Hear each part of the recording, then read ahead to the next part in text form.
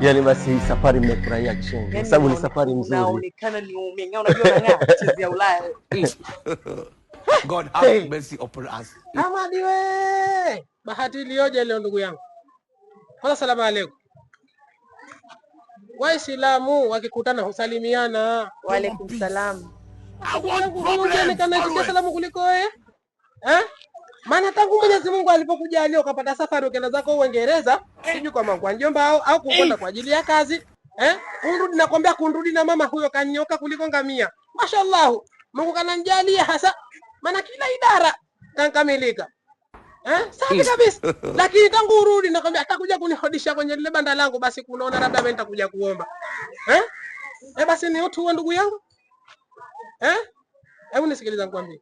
Hayo yote nilokupamba alhamdulillah kumpendeza kweli. Japo shilingi 5,000. Mkale. Udugu we.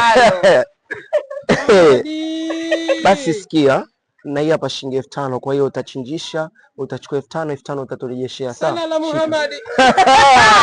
Udugu. Shika, kachinjisha uchukue pesa.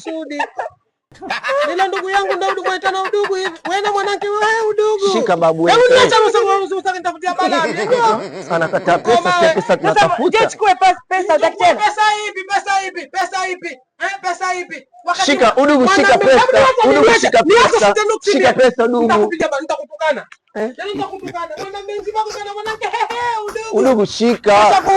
Udugu shika. Nitakutukana. Basi. Nitakutukana sija nuksi nyewe. Basi nenda. Mimi sija nuksi kama wewe mie.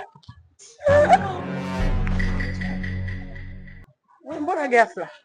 Unajua nimefanya vile maksudi kwa sababu siku hizi watu wakikuona unatoka safari yako au Uingereza basi ngeye pesa. Kwa hiyo umejifanya vile maksudi, sio unajua tena pesa msenge ukitokea na kitia inakutia nuksi.